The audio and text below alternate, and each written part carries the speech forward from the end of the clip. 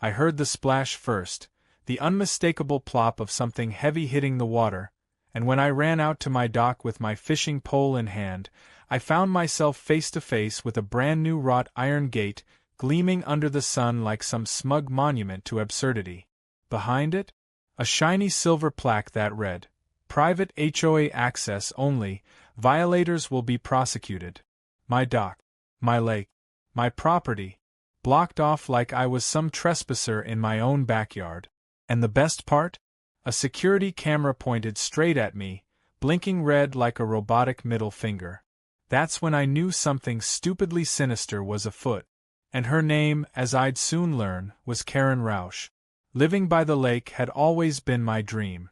After 27 years designing highway overpasses and drainage systems, I finally cashed out and moved into a modest A-frame cabin tucked at the edge of Hemlock Lake, a quiet, blue haven nestled in a pocket of pine trees. My backyard sloped gently into a patch of reeds that opened up into the water. Every morning, I'd walk barefoot out to the old wooden dock, thermos in hand, and fish in the mist. I paid off the land in full, no mortgage, no liens, and certainly no HOA. Or so I thought. That morning, instead of casting a line, I stood slack-jawed in front of the unauthorized gate that now dissected my access to peace. I followed the fence with my eyes, black steel bars stretching out in both directions like some dystopian train track. It ran all the way up to my neighbor's property line and then snaked back toward the private road leading to the rest of the subdivision. Who the hell installs a fence around someone else's lake access without a single knock on the door? Later that afternoon, the answer came striding up the gravel path in the form of Karen Rausch, HOA president, clipboard clutched to her chest like it contained the 10 Commandments. She wore a stiff lavender blouse, wedge sandals way too ambitious for gravel, and an expression that could curdle milk. Before I could get a word out, she smiled, one of those tight, lip-only smiles, and gestured toward the gate like she was presenting a grand prize on a game show. "Hello there. We've installed a protective barrier around the lake access," she said, as if announcing a town-wide bake sale. "Strictly for residents within the association. You understand, of course. Liability concerns." I blinked. "I live right there. This is my lake access." Karen cocked her head and laughed like I'd said something charming but wildly incorrect. "Well, technically, the access strip sits on a parcel now maintained by the Hemlock Shores Homeowners Association. You must have missed the notices. We sent several." She tapped her clipboard and held it like a shield. "Safety first, right?" I could feel my blood pressure spike so hard it buzzed behind my eyes. "Karen, I didn't get a single notice. And how did you even get permission to build this? That land's not part of your HOA." "Oh, but it is now," she said sweetly.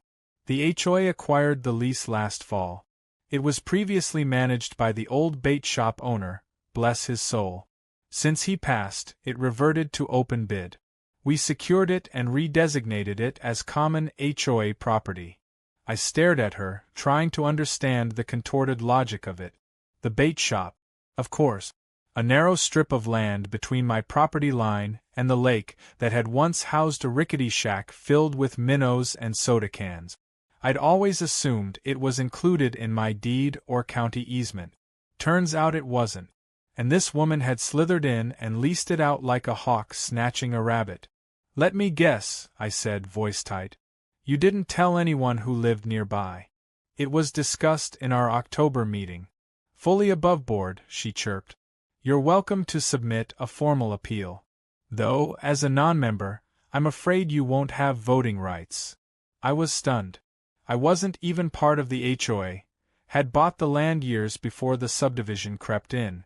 Yet somehow, this neighborhood Napoleon had managed to rope off my lake access and declare it private HOA territory without even knocking on my door. The next day, I tried to cut through the gate. I brought my bolt cutters like some renegade freedom fighter, snipping at tyranny. I barely got through one link before Karen showed up with a security guard in tow and called the sheriff. To his credit, the deputy looked just as confused as I was. But after checking property maps, He confirmed that while I owned the cabin and surrounding land, the parcel with the dock and gate was technically under HOA lease. I couldn't believe it.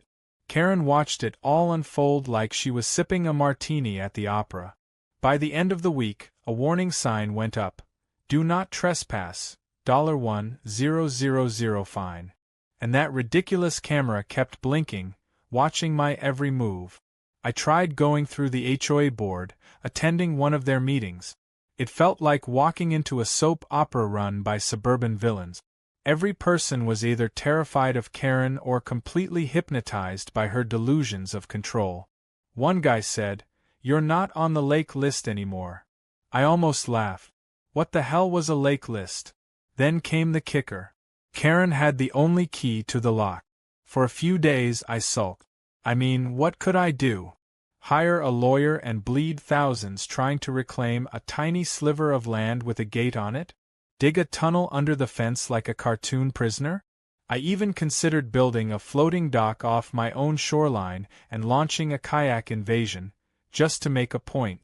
And then I saw it. A "for sale" sign. Posted discreetly on the parcel next to the gated strip. The same land Karen had leased, split by legal quirk into two narrow lots. I pulled out my phone, called the number, and talked to a real estate agent who practically begged me to make an offer. The seller? An elderly woman living in Alaska who inherited the land from her late husband and forgot it even existed. That night, I sat on my porch, sipping coffee under the stars, watching the gate glow faintly in the moonlight like some smug steel totem. And I started to grin. If Karen wanted control so badly, she was about to get it. Just not the kind she expected. Because I was going to buy the land with the only gate key. 2 weeks later, the paperwork was finalized, the deed was in my name, and I was the proud owner of a narrow, overlooked, and now incredibly valuable strip of land that included the fence Karen had so proudly installed. The kicker? When she leased the adjacent parcel, she'd assumed the other half was part of the same plot, just like I did. But that sliver, the one with the actual gateposts buried into the dirt, wasn't leased.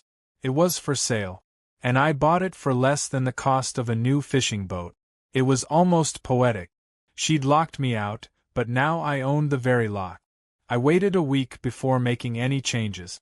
Just long enough for the gate to become a permanent fixture in the HOA's mind, for Karen to get comfortable with her little symbol of power. The lake was hosting its annual HOA summer brunch soon, and sure enough, the event was set to take place right on the other side of my former dock, now her exclusive community retreat. I watched the preparations from my deck like a hawk with popcorn. Folding chairs were arranged. A white tent went up. Someone wheeled out a chocolate fountain. I couldn't believe the level of pretentious energy spilling into my backyard. The morning of the event, I made my move. I walked calmly down to the gate, lockpick kit in my pocket, not to break in, but to change the lock entirely. I brought a new, heavy-duty padlock, the kind you see on military ammo crates. Click. It snapped shut like a gavel. Then I affixed a fresh sign. Nothing dramatic, just a simple message printed on weatherproof laminate. Private property. Access by owner permission only. That afternoon, as HOA members showed up in pastel polos and sun hats, Karen marched to the gate, holding a clipboard and wearing a smug grin that could blind small animals. She reached for her key. It didn't fit. She tried again. Still didn't work. She jiggled, twisted, even banged it against the gate, growing redder by the second. Eventually, she turned to the gathering crowd and, with the tightest smile imaginable, announced there had been a small technical issue with the lock, but that it would be resolved momentarily. I took a sip of my lemonade and waited for the moment she'd look up and see me. When she did, I waved. Then I tossed her a copy of the deed. She read it like it was written in a foreign language. Her jaw moved, but no sound came out at first. Finally, she stammered, This must be a mistake. You can't just buy community property." I walked up to the gate, leaned casually against the fence, and said, "You're right. That's why I didn't. I bought my property. The one your gate is standing on. Including this nice stretch of land all the way to the big rock there. Karen's face twisted like she'd just bitten into a lemon rind. She scanned the deed again and looked at the plot map, which I had conveniently highlighted in neon yellow. The realization was deliciously slow and painful. She was standing on land that no longer belonged to the HOA. Not legally. Not at all. But we installed this gate, she said, voice shrill now. The HOA funded it. And I own the soil under it, I said calmly. Which means it's mine. In fact, I was thinking of replacing it with a hammock. That got a laugh from someone in the crowd. Karen turned, eyes wide, but the tide was shifting. Several board members looked uncomfortable. A few even looked entertained. Stephanie, the younger, sharp-witted board secretary, raised an eyebrow and crossed her arms like she'd just seen a play twist she didn't expect but fully appreciated. Karen stormed off, cell phone glued to her ear, demanding an emergency board session. I let her go. There was no emergency session to save her from this. The HOA had leased half the property and built improvements onto land they didn't own. I had purchased the other half, and with it, full control of the gate, access, and all associated terms. Legally, the HOA couldn't even touch the gate without my permission. The next day, I filed an official notice with the county clerk. The fence was now marked as partially installed on private property, and any unauthorized alterations would be considered trespassing. I sent copies to the HOA, the sheriff's office, and just for fun, Karen's lawyer, whose email I obtained from a public HOA filing. Then I installed a motion-activated camera and a solar-powered floodlight. The spotlight activated every time someone approached the gate from the HOA side. It didn't record anything, I wasn't trying to catch them, I just wanted them to know I was watching. Karen's retaliation attempts came swiftly and predictably. First, a letter accusing me of sabotaging community morale. Then a second letter from the HOA legal rep, citing a clause in their charter about cooperative land usage. My reply was a copy of my deed and a post-it note, "Cooperate this." Stephanie paid me a visit not long after. She wasn't hostile, just curious. She asked to walk the property line with me. I obliged. We walked the length of the fence, and she shook her head, clearly annoyed. Karen never ran this through the proper channels, she said. She told the board it was uncontested HOA property. It wasn't. It's just that nobody cared until she installed a gate. Stephanie smirked. She's going to blow a gasket when the board finds out she spent $3,000 of HOA funds fencing land we don't own. Then I guess she better reinforce that gasket, I said. Over the next few days things shifted. The HOA's posture softened. Stephanie began attending board meetings with visible tension. Rumors swirled about internal disagreements and potential misappropriation of funds. One board member resigned. Another requested a full financial audit. And Karen? She filed a complaint with the county zoning office. That backfired spectacularly. The zoning official came out, checked the parcel lines, and told her in no uncertain terms that she had no authority over that stretch of land. Worse, she'd have to request formal permission if she wanted to host any HOA events on it. She tried to argue. Zoning guy just shrugged and pointed at the coordinate. He owns it. And it's not under your HOA's domain. End of story. By the end of the week, Karen attempted one final, desperate move. She hired a locksmith to change the gate lock again. The guy showed up, looked at the gate, checked the property markers, and called me. I walked down with a bag of cookies and a receipt showing I was the property owner. The locksmith laughed, took a cookie, and left without touching a thing. That night, I installed a fishing chair behind the gate. Sat there with a cooler and a book, enjoying the breeze. Occasionally, HOA residents walked by, looking sheepish. A few waved. One dropped off a six-pack and thanked me for standing up to the nonsense. It wasn't about revenge anymore. It was about principle. If Karen wanted control, she could go find it somewhere else. Here, on this side of the gate, I was the one with the key. By the time July rolled around, the battle lines were drawn in invisible ink, only visible to those of us living it every day. The gate had become more than a physical barrier. It was a symbol. For me, it stood for boundaries, ownership, and the sweet taste of poetic justice. For Karen, it was a humiliating monument to her overreach, a daily reminder that her grasp had exceeded her reach. But just because she'd been beaten on the ground didn't mean she was done. Oh no, she had plans, and I saw them start to unfold with a silence that was somehow more ominous than any shouting match. It started with boats. Not mine, of course. I couldn't even get mine into the water without lifting it over the gate like a circus act. These were HOA boats, paddle boats and small skiffs, drifting in from the far end of the lake. At first, I thought it was innocent, just kids out enjoying the water. But then I started seeing the same people docking at the backside of my property, stepping onto the land like it was a park. I approached one couple who looked genuinely confused when I asked what they were doing. "Oh, we were told this area's part of the community lakefront," the man said, holding a little picnic basket. "Karen sent out a newsletter about the new boat landing zones." I nodded slowly. "And did she mention who owns this piece of land you're standing on?" His wife blinked. "Wait, you own this?" I pointed to the sign, still bolted to the fence, now with a small addition. "Private property, parcel number 2483, trespassing not permitted." I'd added it after the third boat landed. Things escalated when a row of buoys appeared in the water. Bright orange, strung with netting like a floating fence, they cordoned off the side of the lake near my dock. The sign attached to them read, "Community Swim Area, HOA members only." That's when I knew we were entering a new phase of this ridiculous war.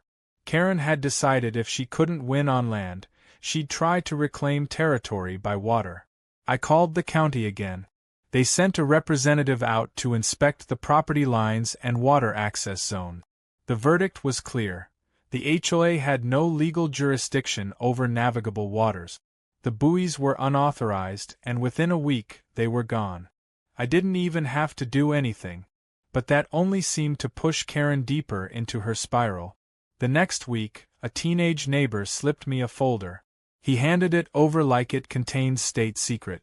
Inside were scans of the most recent HOA meeting minutes, which his mom had printed and left out on the kitchen table. The notes were gold. Stephanie had objected multiple times to Karen's decisions, and Karen had steamrolled right over her. More interesting, though, was the language used. References to potential lawsuits against me, a reclamation strategy, and a proposal to designate the disputed strip as common greenway space through a contested vote. I couldn't believe it. She was trying to vote her way back into ownership of land I bought outright. It was time to stop reacting and start pressing buttons of my own. I called up an old buddy of mine, Brian, an engineer like me, but with a much more interesting current job. He worked for the municipal zoning and planning office. After a coffee and a chat, we pulled up some ancient property records and found something fascinating. Because the strip of land I purchased was less than 6 feet wide in some places and was not being used for essential infrastructure, it qualified for reclassification under the state's non-commercial preservation clause. In short, I could apply to make the parcel a restricted access ecohabitat. Brian helped me draft the paperwork, and within 2 weeks, my land, my beautiful little sliver of victory, was no longer just private. It was now legally protected. No development, no events, no gatherings, not even temporary setups without formal permit. The gate, the dock, the entire strip was now designated as an environmental rest corridor, complete with a sign from the county. The reaction from the HOA was swift and panicked. An emergency meeting was called, and Karen tried to rally the troop. But this time, they weren't having it. Residents were tired. The board was split. And Stephanie, bless her, came to me the next day to deliver news that made me laugh so hard I nearly fell off my porch swing. She tried to stage a vote to override your classification. Said it was unfair and bad faith action. And I read the county ordinance to everyone. Said you followed every rule and even paid for the application fee yourself. The motion didn't even get a second.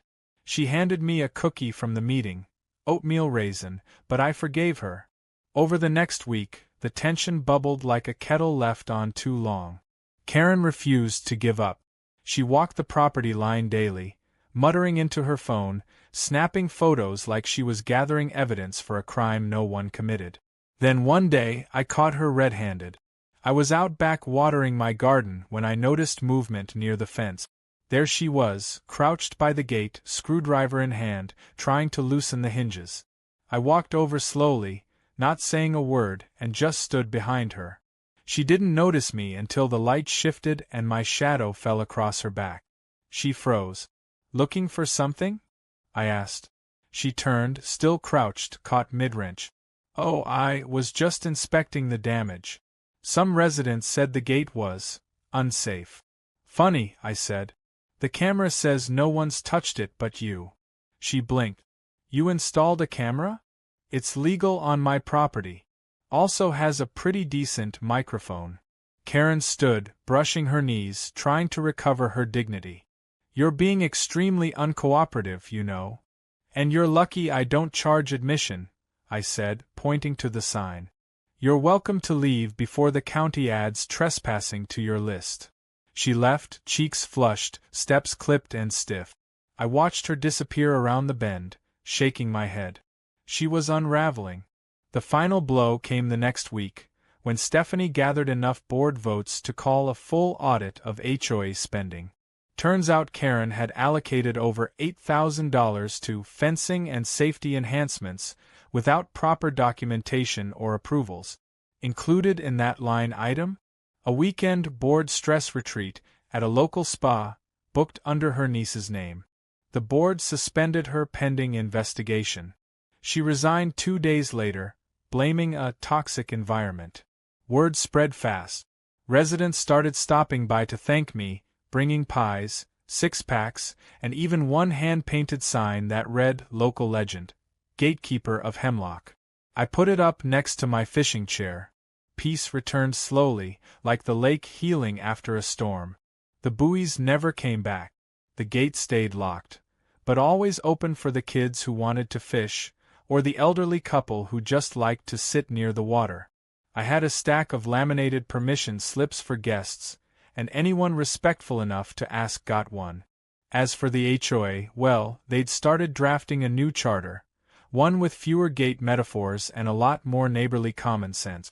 And I finally got back to fishing. Just when I thought things had finally settled into a peaceful rhythm, Karen made her return, not physically, but digitally. Like a villain in a straight-to-streaming sequel nobody asked for, she popped up online with the fervor of a conspiracy theorist and the editing skills of a teenager with Wi-Fi. Her new crusade?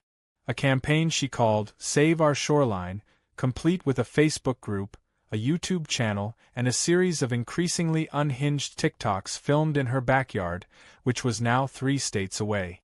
Apparently, she'd moved to Florida, but distance hadn't dulled her thirst for drama. If anything, it sharpened it. The videos were something to behold.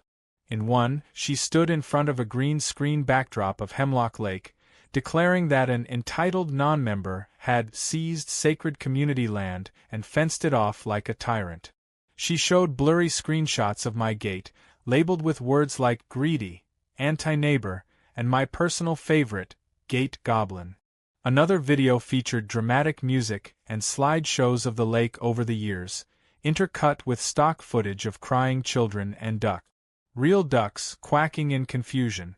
Her finale was a full-blown monologue under stormy sky filters, ranting about how one man weaponized bureaucracy to oppress an entire neighborhood. I would have ignored it if it hadn't started picking up traction. Some video got picked up by a mid-level outrage blogger, and suddenly, my quiet little fence was trending. People began sharing the clips under hashtags like #LakeLockdown and #FreeTheDock. Strangers commented on my public property record.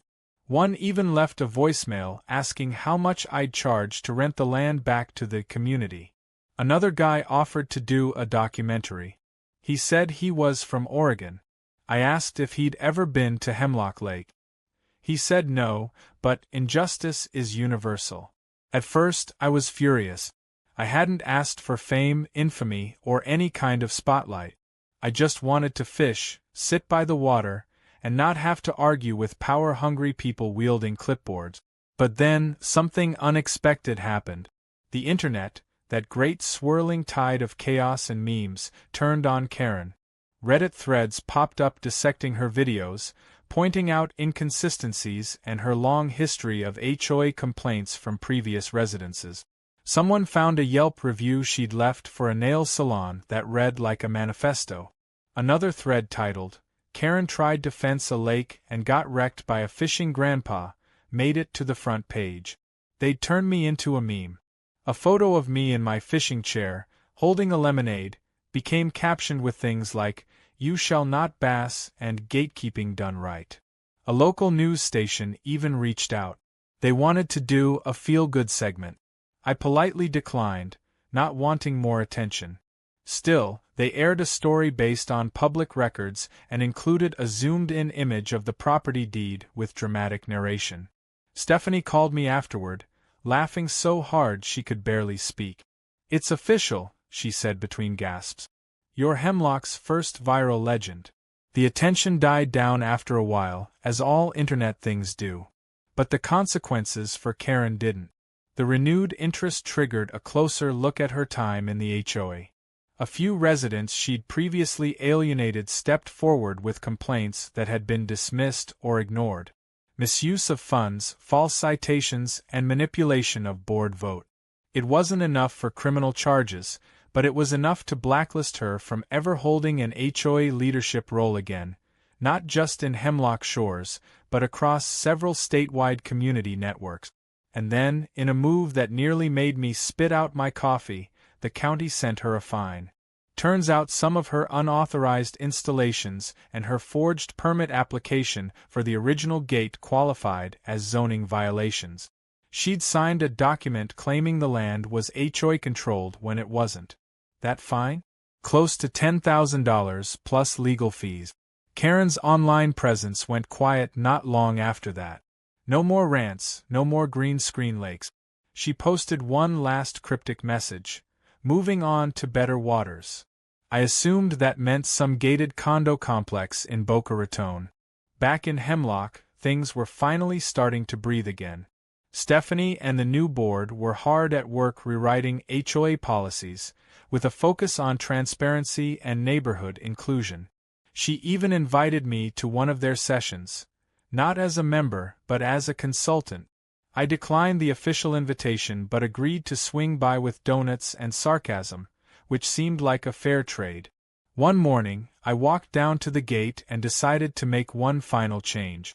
I removed the heavy-duty padlock and left the gate wide open. In its place, I installed a small post with a laminated sign that read, "Access granted by courtesy.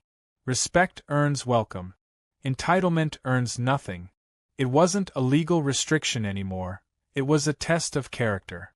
And you'd be surprised how many people actually asked before stepping through. That week, I got a knock on the door from a teenage boy I hadn't seen before. He introduced himself as Mason, said his family just moved in, and he heard I owned the best fishing spot on the lake. "I'm not gonna lie," he said nervously, "my friends dared me to sneak in. But my grandpa always said the right way is slower but doesn't burn bridges." I looked at him for a moment, then handed him a permission slip I kept in a folder under my porch swing. "Welcome to the lake, Mason," I said. "Just clean up your bait wrappers and don't scare the fish." His grin could have lit up a room. The next few weeks were peaceful in a way I hadn't felt since I first moved here. Kids fished. Retirees walked along the shore. Even the raccoons seemed less aggressive. The gate stood open, but its story lingered like ripples on water. And in a strange twist, people actually started treating the area with more respect than they ever had before. Maybe it was the story, maybe it was the quiet symbolism, or maybe they just didn't want to end up in one of my revenge tales. I got a letter in the mail shortly after from Karen. It wasn't a threat. It wasn't an apology either. It was weirdly formal. She said she had reevaluated her relationship with leadership roles and was working with advocacy groups to prevent HOA abuse in her new state. She included a pamphlet for one such group and a handwritten note that read, "We might have started as enemies, but maybe we both taught each other something." I didn't respond. I figured letting it end there was more powerful than anything I could write. Besides, I had fish to catch. And so the gate remained, weathered, sturdy, slightly off-kilter from years of drama, but open. Not because I had to, but because I could. The irony wasn't lost on me. A fence meant to keep me out had become a symbol of who could come in. And the key wasn't made of metal. It was made of manners. 1 year later to the day, I stood on my dock with a thermos in one hand and a fishing pole in the other, staring at the same patch of lake that had once been the center of one of the most ridiculous property disputes in county history. The gate still stood, though the paint had faded a bit and the metal had taken on a rustic charm that gave it character. I'd left it there on purpose, not to gloat, not even as a warning, but because it had become a part of the story, and sometimes symbols matter more than structures. What used to be a barrier was now a curious monument, a kind of lakeside landmark people used to tell stories about over cookouts and community potlucks. Stephanie had organized a Lake Appreciation Day, a low-key celebration to honor the efforts made to clean up the shoreline, revise the HOA bylaws, and recognize the neighbors who had come together when things went sideways. To my complete and utter horror, she also included a surprise segment she called Hemlock Legends. I didn't know this until I heard my name being called through a megaphone and turned to see a small crowd applauding as kids held up hand-painted signs that said things like, "Thanks, Gate Guy," and "We love the dock." One even drew a cartoon of me with a fishing hat and a laser beam shooting out of the gate. I still don't understand the laser part, but it was impressive artwork. I tried to wave them off, but Stephanie dragged me up to the front and handed me a plaque. Real wood, carved with, in recognition of community integrity and unmatched patience. I was half expecting it to say, "most likely to cause petty chaos," but it was actually tasteful. A kid asked if I was going to write a book about everything. I told him if I did, it'd be titled Karen and the Fence That Couldn't. As I stood there, surrounded by laughing neighbors and the smell of barbecue drifting across the lawn, I realized something strange had happened. Somewhere between the property disputes, internet fame, and HOA meetings gone off the rails, we'd actually become a better neighborhood. People talked to each other now. We shared tools, recipes, and the occasional gossip. The board was transparent, the rules were clear, and most importantly, there hadn't been a single gate-related incident in 6 months. That was practically a miracle. Later that afternoon, Mason showed up again. He'd grown an inch or two, and this time he brought his younger sister to fish with him. I gave her a mini rod I had lying around and showed her how to bait a hook without flinching. She caught her first bluegill within 10 minutes and screamed so loudly you'd think she hooked a shark. Mason gave me a thumbs up from across the dock, and for a moment, everything felt exactly right. Then, of course, came the twist. Around sunset, a silver sedan pulled up near the end of the road, and a woman stepped out in sunglasses, a floral scarf, and flats that were way too white for a place with dirt paths. She walked slowly, deliberately, taking in the view. People noticed, went quiet. Someone whispered, and I caught the name before it even reached me. Karen. She stood by the gate, looking at it like someone visiting the ghost of a bad decision. To her credit, she didn't approach anyone or try to make a scene. She just stared at the water for a while, then reached into her bag and pulled out a small box. She opened it, looked inside, then closed it again without taking anything out. I didn't move, didn't say a word. Part of me expected her to shout something, maybe demand an apology or start filming. But she just turned back toward the car, paused, and looked at me. Her voice wasn't loud. "Still got the key?" I raised my thermos slightly in acknowledgement. "Still don't need to use it," She gave the faintest nod, then turned and left. No dramatics, no swan song. Just a quiet exit stage left. The moment passed, and the conversations resumed. Stephanie came over and asked if I was okay. I shrugged. Honestly, it didn't bother me. People change. Or they don't. Either way, it wasn't my job to make sense of it. My job was to watch the water, make sure the kids didn't hook each other, and keep the chairs from sinking into the mud. That night, as the sun dipped below the treeline and the lake shimmered gold and orange, a few of us stayed behind to roast marshmallows. Mason told a dramatic retelling of the Great Gate War using stick figures and fire pokers. A retired couple offered me homemade apple pie as thanks for helping steer the HOA away from disaster. I didn't do much, I told them. I just stood my ground. They disagreed. Eventually, the crowd thinned out and I found myself alone again, sitting in my weathered chair, the lake whispering its quiet lullaby. I looked at the open gate, the plaque on the post, and the worn trail where hundreds of respectful feet had passed. It was funny. A year ago I had been locked out. Now people were walking through freely, but on my terms, under one simple rule: don't be a jerk. I thought about how far things had come. About the angry emails, the rogue locksmith, the viral memes, and the zoning paperwork that could have passed for an undergraduate thesis. I thought about how a ridiculous little fence turned into a story of pride, petty battles, community rebellion, and accidental heroism. And through it all, the lake never changed. It just kept shimmering, waiting, patient. Just before heading in, I reached into the little tackle box I kept by my feet and pulled out the original padlock Karen had installed on the gate. I'd kept it as a reminder. It was rusted now, frozen shut from time and rain. I placed it on the gatepost and left it there. A silent trophy. A relic of a time when lines were drawn in metal instead of kindness. As I turned back toward the house, porch light glowing warm in the dark, I heard footsteps behind me. Mason again, jogging up. "Hey," he said, out of breath. "You coming to the late-night fish-off tomorrow?" I smiled. "Wouldn't miss it." "Cool," he said, then paused. "Also, someone put your fishing hat on the HOA bulletin board as a joke. Like, stapled it." I raised an eyebrow. "Was it you?" "Maybe," he said, grinning. "Community art, right?" I chuckled. "Remind me to charge you rent next time." And with that, I headed inside, the sounds of laughter still echoing faintly behind me. The lake stayed quiet, the gate stood open, and the story that started with a lock ended with something much better, a legacy.